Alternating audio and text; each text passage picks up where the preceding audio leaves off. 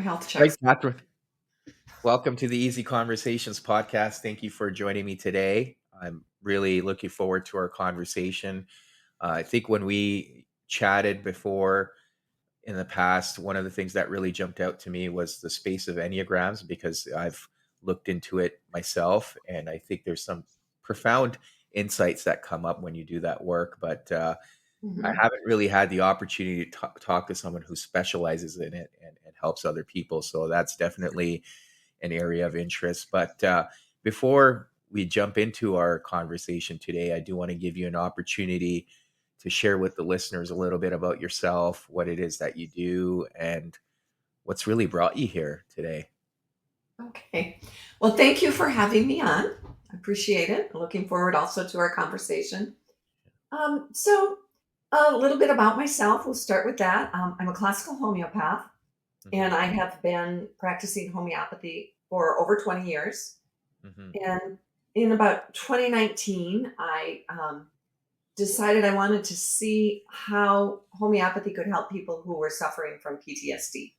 Mm. Because as I'm sure you and your listeners have heard, there are a lot of military folks who with PTSD who take their lives every single day, and I just found that unacceptable. Hmm. That was continuing to go on, and so I did a study where I worked with about 15, 20 people. Excuse me, and took didn't charge them, just took their cases, and worked with them for 4 or 5 months. And the outcomes were really pretty impressive. And I've got Hmm. stories I can share about it, and tell you how I measured their progress, because that's sometimes an important feature is, how do you actually know they're better? Yeah. So obviously, if they feel better and they say they're better, that's something, but we need to have some kind of a measurement. So I had developed something like that as well. Okay. And how has that then shaped some of the work you've been doing beyond that? Well, I've created and used that measurement tool in other ways as well, and I have learned, for example, in terms of PTSD, I've learned that there are basically three groups that came in my study. There might be others, but in this preliminary study I did. So there's the military, which everyone's familiar with that idea, and was kind of the Hmm. first group of folks that people recognized suffered from PTSD. And then there's the first responders, Hmm. and first responders would be, police officers, EMTs, ER doctors, and nurses. That the ones that are first on the scene. And then there's the civilians, as I call them, just everyday people who can also have some trauma that happens in their lives, Right. that, can either be caused by an upbringing or just an incident or two that has occurred. Hmm. Hmm. And while there is, of course, overlap in all of those, I found that the homeopathic remedies that I used for these people were often also different for each group. There's some, three remedies that probably overlapped between all three groups, but then, as you look at the basis of the trauma, it would lend itself to other remedies depending on what the situation is. Yeah, yeah, absolutely. And what are you seeing in terms of the PTSD in terms of the healing, right? So Okay. how are they reporting a shift or a change? Because it's there's so much to PTSD, right? And it can kind of come up in different ways for people, and they obviously deal with it differently. But what are they noticing in themselves that you are able to tie to recovery or healing from that perspective? Okay. Well, the most obvious one is that the nightmares from the military folks go Hmm. away. Hmm. They're not waking up thinking that they're, being attacked or they're, going to die now or something like that. I've had I had a person in the study who had his dreams were about that he was caught without a weapon Mm. in when he was deployed.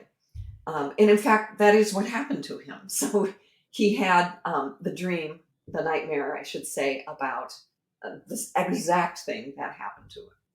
And so he stopped having those dreams. Mm. They just went away from a remedy.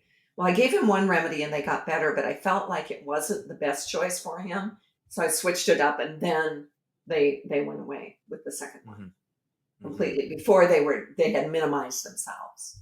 Mm-hmm. The body had recognized that. But the thing about homeopathy, and it doesn't matter what the diagnosis is that with homeopathy, we are always dealing on the level of delusions of our clients. We all have delusions, right? We're all delusional Yeah. in some way or another. And, there's thousands of symptoms under the category of delusions in homeopathy. It could be delusions, I'm going to die now. Or it could be delusions, I'm going to die sometime soon, which is very different than now. And those are different remedies. Yeah. So that's what makes homeopathy work so well for PTSD, because PTSD is, it's very intense delusions, right? That they're still deployed somewhere, and there's still somebody after them, even though there isn't. So. Yeah, That absolutely. answers your question. No, it does. I'm just curious to understand, like, in terms of what are you offering that's helping them, if you don't mind shedding some light on that as well, Oh, in sure. terms of the treatment or the yeah. Okay. So homeopathic remedies are their own thing. So people, can think they're sometimes essential oils, and sometimes people think they're supplements or Yeah. herbs or something like that, but they are their own thing. And homeopathic remedies are made in a very particular way so that it makes them safe and effective. And when the symptoms of the remedies match the symptoms of the person, the body can heal itself. So that's just the quick 30-second explanation of it. Yeah. So I need to do an intake with my clients so that I understand what their story is. And then I can match it up with the story of the remedies, because the remedies have stories too. You'd be amazed at all the things that have healing power. Yeah. So let me just give you an example. So one of my clients was deployed in Afghanistan, and they were under attack for several days. And he came home with these nightmares, and he would have dreams 3 or 4 times a week. And so the remedy I gave him is a remedy called aconite. And I've written about this in my blog posts, and it's a really common remedy for PTSD. And if you can get a strong enough dose on your own and you feel like this is your match, people should go and they should try it, right? But it's about so the delusion in aconite is, I am going to die now. Not I'm on the verge of dying. Right. And so it was a really good match for him, because he literally was on the verge of dying for several days. So aconite is a plant, and it's been turned into a homeopathic remedy. It's a really good remedy also if you think about somebody who gets into a car accident, or merely gets into a car accident, and they can't seem to shake this fear that they have to get in a car and drive again. It's a really good remedy for that.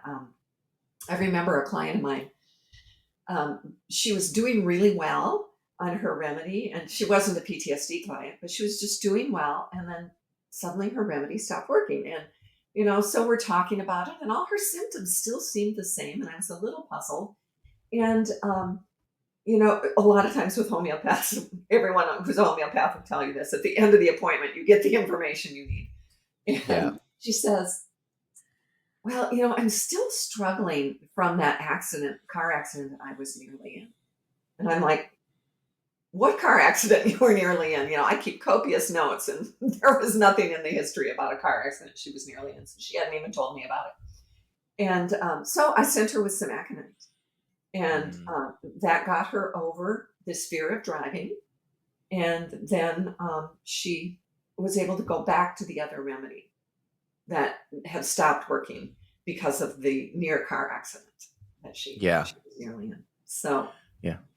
yeah, So what I'm hearing then is the remedy is specific to the individual and perhaps the symptoms they're presenting, but it often is a bit of a back and forth in terms of, okay, if this remedy isn't working, let's try something else. And right, sometimes in that example you shared, it may be going back to a previous remedy that wasn't having the effect or the intended effect, but then because they've been able to work through something in a different light, then yeah. that's where that remedy can then be powerful as well and have its intended effect after the fact. Yes, there can be layers, and I kind of see, Hmm. like in that one client of mine, she had this layer of this accident that got plopped down. And Mm. so once we were able to remove that layer, um, you know, she was able to go back Yeah. and be the person that she was before that. And this happened with another client, a civilian Hmm. client in my study. She she was doing really well on her remedy, and then an anniversary of a death of somebody she was very close to came up. And so she had never really dealt with the grief associated with that. So I switched her. And she also had some physical symptoms that were coming up Mm. that hadn't been there before. And so that often is an indicator that we need to switch a remedy, because that means, you've moved on to something else. The Hmm. body sends out a message and says, pay attention to me. I need to be healed. And Yeah. so this grief came up for her again. And so I gave her a remedy for long-standing grief, which is called Nature Muriaticum. And anyone who listens to this who's familiar with homeopathy will be familiar with that remedy. And so she took that remedy for about a month or two, and then Hmm. I put her back on the other remedy because she felt better. She felt like all that grief had passed, and those physical symptoms that had come up, they also went away. Mm. Yeah, that's fascinating. And I think it's a little bit different from therapy, for example, when you're talking through things and you're really working through them. What at least I'm understanding is this is more natural remedy that you're offering to the individuals that they can take, as Mhm. opposed to actually talking through it in depth, right? So they present the problem to you, but they're not really diving into it, which can be good for some people that are very uncomfortable with talking through some of that. And one of the parallels I draw is because I've had individuals that I've spoken to, and in fact, even on this podcast where we talked about neurofeedback, which again is Mhm. indirect form of therapy where you're not necessarily having to work through some of the traumatic events and talk through them. Mhm. So it's Mhm. kind of a similar approach here with the remedies as well. It is exactly. And um, if somebody's doing like the EMDR, for example, for Hmm. PTSD, um, they have to relive those experiences over and Hmm. over and over again. And with homeopathy, at least with the way I approach it, um, I don't ask my clients to tell me a lot about it. I mostly ask them how it makes them feel, Hmm. because the feelings and the emotions around it are the most important thing. Just a brief explanation of what happened, and Hmm. then the emotions around it. So they don't have to do it, repeat it over and over and over again, Hmm. to Hmm. use homeopathic treatment, which Right. is a huge benefit, because I've been in plenty of PTSD Facebook groups, and kind of watching what people talk about and measuring things about homeopathy when I have the opportunity. And, there's so many people who say, I can't do EMDR. I just can't live through that again. Hmm. Hmm. I can't Yeah. talk about it. Yeah. So, Yeah. One of the things in terms of, you've touched on EMDR. There's also CBT, for example, where you're potentially, well, not potentially, but essentially the idea is you're reframing the situation and gaining different perspective. mhm, And even in EMDR, you're reprocessing the situation where you're able to frame it in a different light.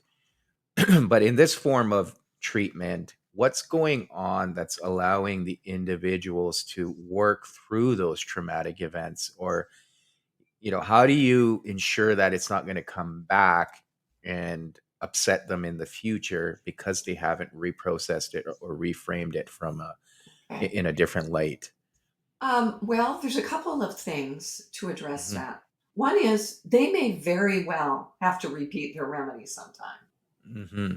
There's never a promise that this is a lifelong healing.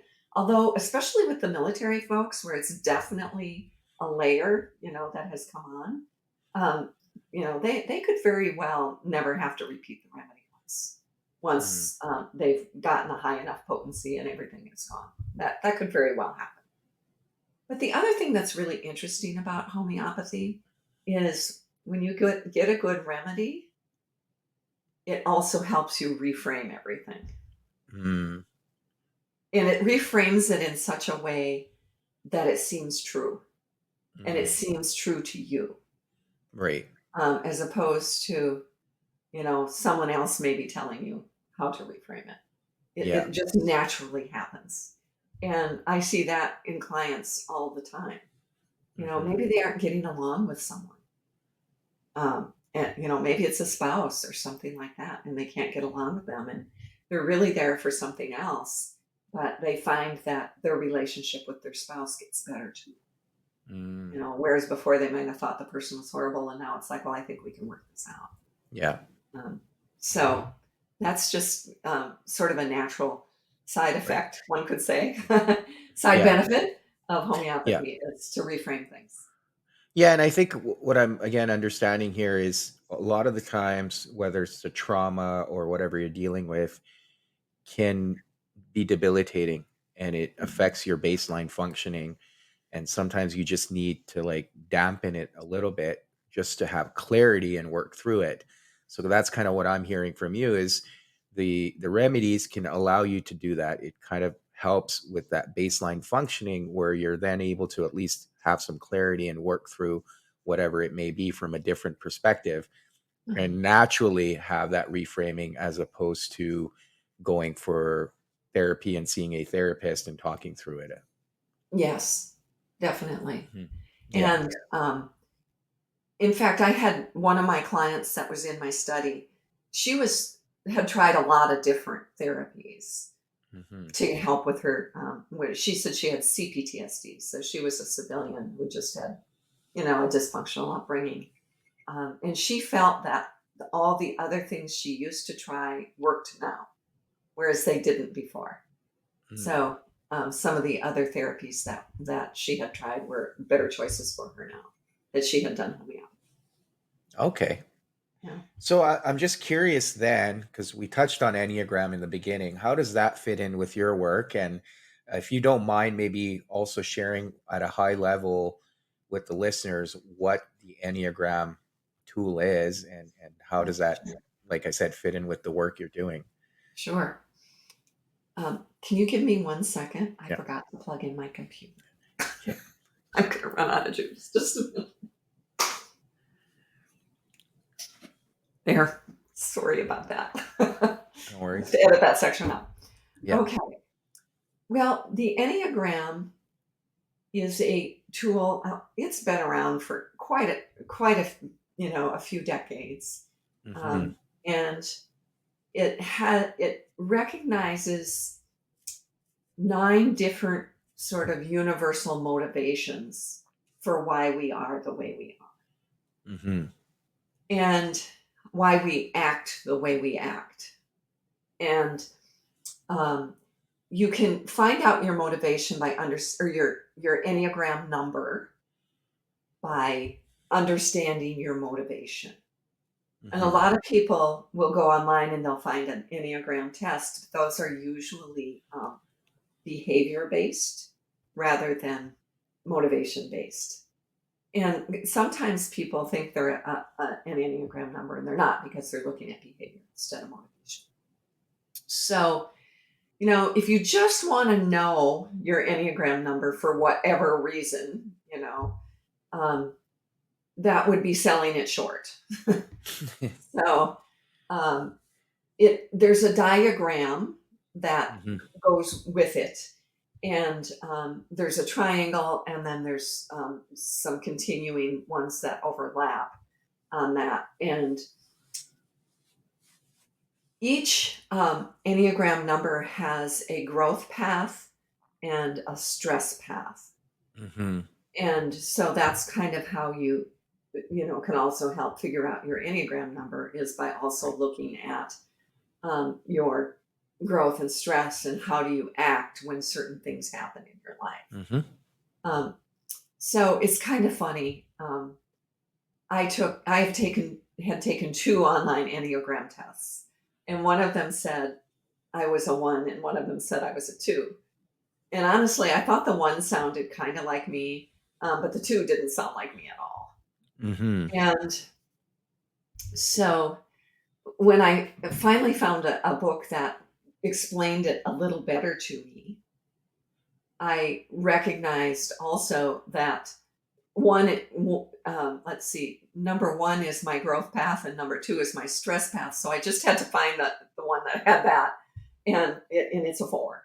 So I'm a Hmm. number four on the Enneagram, and a number four is motivated by being unique, and not being like anybody else. Hmm. Yeah. So that's my motivation. So of course I'm a homeopath, right? Because that's unique, right? Yeah, of course. Yeah. So um, yeah. So the number one. Well, let me start with the stress path. So the stress path number two is when people are number twos, they try to do things for lots of people. They Hmm. kind of overdo it on behalf of other people. And so when I'm feeling stressed, I will sometimes start trying to do things for other people, or if things aren't going well, or I feel I'm, as they say, kind of disintegrating. Um, but when I do it as a four would do it, not as a two would do it, because the two is motivated by doing things for other people, and a four is motivated by being unique. And Hmm. so I would try to do things for people that were different, which, of course, again, a homeopath. I'm Hmm. doing things, helping people in a way that's unique. For sure. Um, yeah, and then number one is, on the growth path is you try to change things to make them better. So, Yeah. and that's definitely something that I do. But again, I'm going to try to do it in a unique way. I'm not going to try to do it the same way everybody else does it. Hmm. Hmm. So, does that make sense?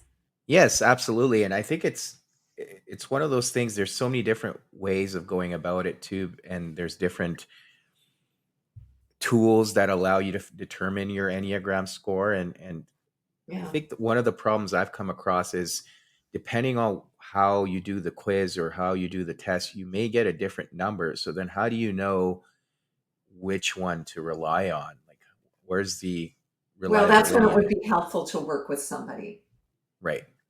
Yeah, to kind of figure it out. And that the person who has had that happen might be like me, where Hmm. what's coming up is their stress path and their growth path, and they got these different results because of the mood they were in, or what was going Hmm. on in their life Yeah. when they took the quiz. So to Hmm. try to be more objective, we have an intake, and it actually is very similar to a homeopathy intake. Mm. Um, but there's just other questions that I ask that I wouldn't ask in homeopathy intake, and vice versa. Right. Yeah. Right. Yeah. And are you able to shed light on what the Enneagrams derive from? Because my understanding is when I was kind of looking into it, there is a bit of the zodiac aspect of it as well that plays in. I don't know how true that is, but that's at least what I came across. So I'm just curious if you're able to give some historical context to it as well. Um, I'm probably not as well versed in the history, I'm sorry to say, Okay. Yeah, that's fair. of That's it. fair. I know a lot of people have, this idea that, it's something evil about it because of the way the diagram looks. And there is Mm, nothing evil about it. I think that's important to stress. for There's sure. nothing evil about it. So, Yeah. Yeah. And one of and, the and things people I say, well, how can there only be nine motivations? Well, what you have to look at is there's that, but then there's also wing. So you've got your growth path, your stress path, and you also have wings. And wings are the two numbers that are on either side mm, of your number. So my wings are 5 and 3, but I'm definitely go to a 5 way more than I go to a 3. And a Mm. 5 is going to be the person who wants the facts. They want to know for sure, what's going on. They want to know the background of things. So that's the that's definitely me. Is I do want to know the facts about things, and it's I think has helped me in a lot of ways by moving over and being willing to take the time and the effort to learn the facts about things over the years. Yeah. I can look back now and see that in me. Yeah. So, Yeah, for sure. So how do the wings then fit in? Because I know I understand it because for me, I'll just share. I'm an 8. My wings are 5 and 2, but I'm just curious well, those are your how. growth path and your stress path. Mhm. Your wings are 9 and 7. Okay. Yeah, your wings are Okay. 9 and 7. And what do the wings then mean for people? Well, it's just another set of behaviors that you can turn to, or that people might see you as, Hmm. or you might see yourself as. It's one of, but it isn't a growth path or a stress path. It's just something that you find that helps your life, Okay. or maybe doesn't. But mostly, yeah, I go to the 5 because it helps me. Hmm. Especially if you're somebody who's tries to be unique and different, it's really helpful to have some kind of data behind things, right? Right. So, Yeah. Yeah, for sure. yeah, Yeah. And it's interesting because for me, one of the things I've come to realize when I was reading through it, it was a few years ago, it also helped me understand in terms of where I'm not at my best. So for an 8, for example, if I'm forcing things, that means I'm not at my best. And that's been right. really helpful knowledge as I've continued on this path in terms of life in general. Anytime I recognize that I'm forcing it or things aren't going as planned and I'm trying to make things happen, that I'm not operating at my best. And maybe it's best to just let go and pivot. And that's been very helpful for me Mhm. because looking back from a different perspective, I'm able to see why I'm not at my best when I'm forcing it and why it's not serving me. Right. Yes. And, the flip side of that is that you also don't like anyone forcing you, Hmm. correct? Yeah. Yeah, Yeah. for sure. And, so your wings are 9 and 7, and nines are really the most genuinely friendly people. Hmm. And sevens are people who are a lot of fun. Hmm. So Yeah. you might find yourself going over and either, sometimes being super friendly with people, or you might find yourself trying or being the fun person. I don't Hmm. know if that's true about you or not. Yeah, absolutely. It is. And Yeah. like the main thing there, I think, in terms of the tool itself, like I said, it's really helpful because it does tell you opportunities for growth depending on where you score, and something you can really, if you want to internalize, is it can give you those areas where perhaps you need to focus on, and and I think the best way I can draw a parallel is that shadow side that people talk about. Is it can serve you at times, but then it can also have unintended consequences if you're not aware of it. So how do you Mhm. consciously become aware of it and remind yourself that this is something that does come up for me from time to time, and it does prevent me from being at my best. So that's the one area I think I would recommend to people if they're interested, because you do see that. And it also, the tool itself often tells you your strengths. So those are things that you Yes, can focus on more as well. absolutely. Hmm. Absolutely. It also tells you your strengths, the things that you're Yeah. really good at. So, number sevens are really good at making things fun for people. Hmm. Wow. I mean, what a great skill. And number fours, since they like to be unique, could potentially be a marketing person, right? Because you never want to Yeah. market yourself the same way everybody else markets themselves. Right. So, Right. and Yeah. number eights, I'm telling you, if you want to hire someone who can get things done, that's who you want to hire. You want to Yeah. hire a number 8, Yeah. as long as they don't slip into that control thing, where they're Yeah. controlling. people all the time because they can go over to the 7, right? And Hmm. try to make things fun for people. Right. Yeah. Yeah. Yeah, for sure. Yeah. So it is definitely a helpful tool. So I'm just curious now in terms of the remedies and then you add in the Enneagram, like how do you fit the two together and help the people you're working with? Like, for example, say someone came in with PTSD like symptoms, how would you use the two tools then Yeah. to support them? It really depends on the level of someone's mental health, which order you go first. Hmm. So, if someone has PTSD, it might be really hard to even find their Enneagram number Hmm. because, all these fears are going to come up and they could be showing up in a variety of different areas. So, if it was someone with PTSD, I would work with them first Hmm. on, trying to get that resolved.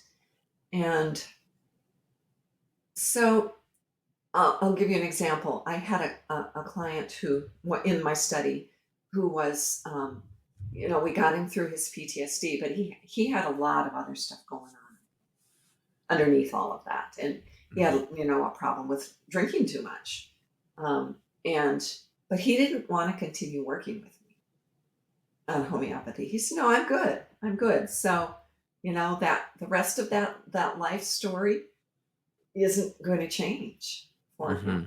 Now, maybe I could have worked with him as with an Enneagram. That might have been really helpful instead of taking remedies. Um, but for other people who don't, have a layer like that, or are pretty strong mental health, could start wherever they want. Hmm. Whatever sounds the most helpful to them. Yeah. I had someone who came in and said, I want a remedy that just makes me more spiritual. Well, Hmm. I mean, I could give them that, but maybe an Enneagram would be the first place to start because Right. maybe there's some sort of blockage there that they can't, necessarily find what they're looking Hmm. for. Yeah. That once you're aware of it, you go, oh, I get it now. Hmm. Yeah. Yeah. Well, Yeah. that's interesting, right? Because when I think about that, I'm just curious, like, is there really a remedy to be more spiritual, or is it that more of a path that it's one of those things I don't even know if you can force, right? Like, it's just something that happens and you just have to be open to it, I suppose.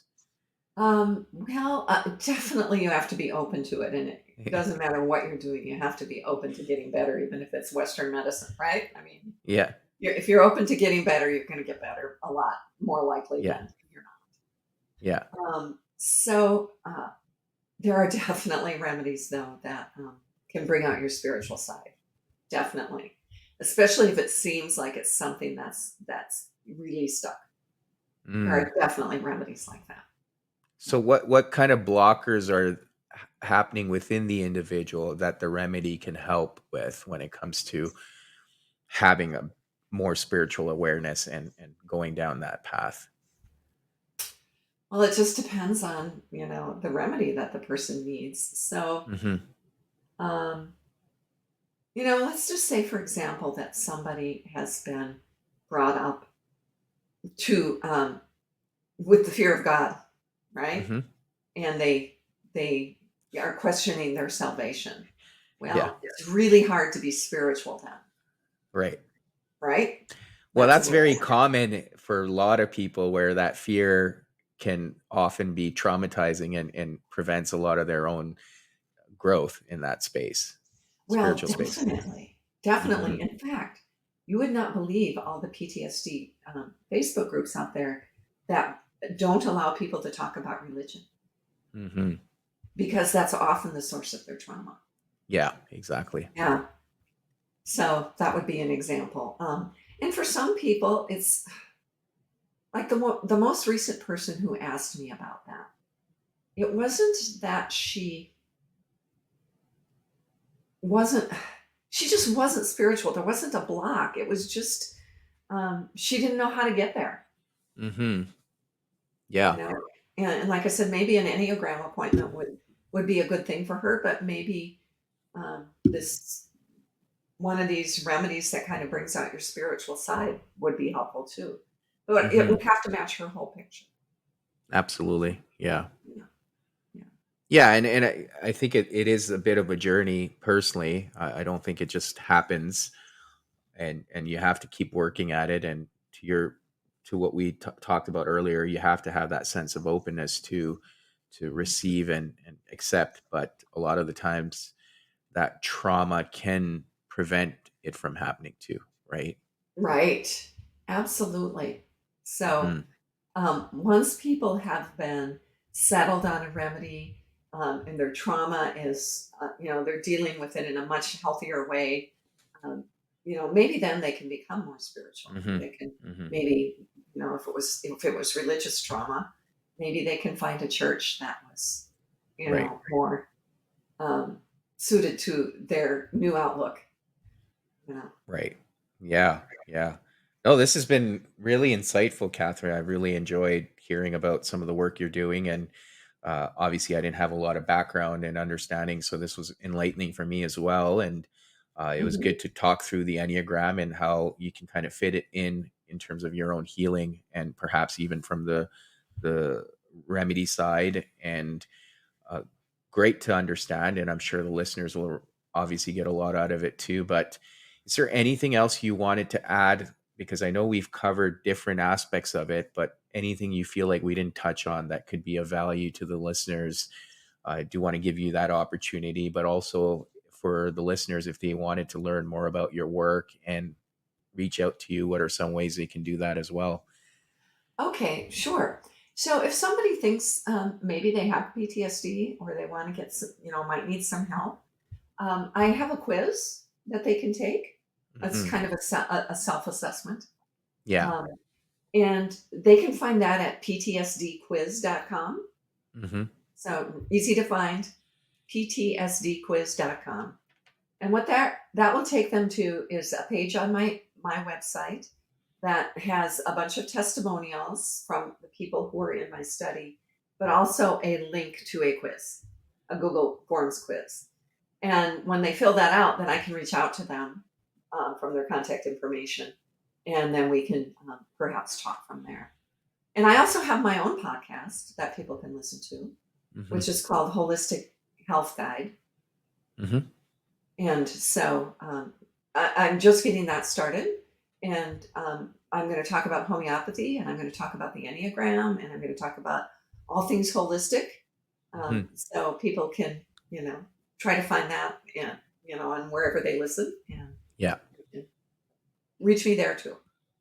Great. Well, All I'll right. put all of that in the show notes. Thank you for sharing all that. And thank you for this conversation today. I really appreciate it. And like I said, it was definitely very insightful and helpful to understand a different area of help people can find if they're looking for healing and working through some of the traumatic events that can be debilitating at times. Yes. Yes. Well, thank you for having me, and thank you for what you do. I I appreciate think that. it's important to talk about these things. Absolutely. All right.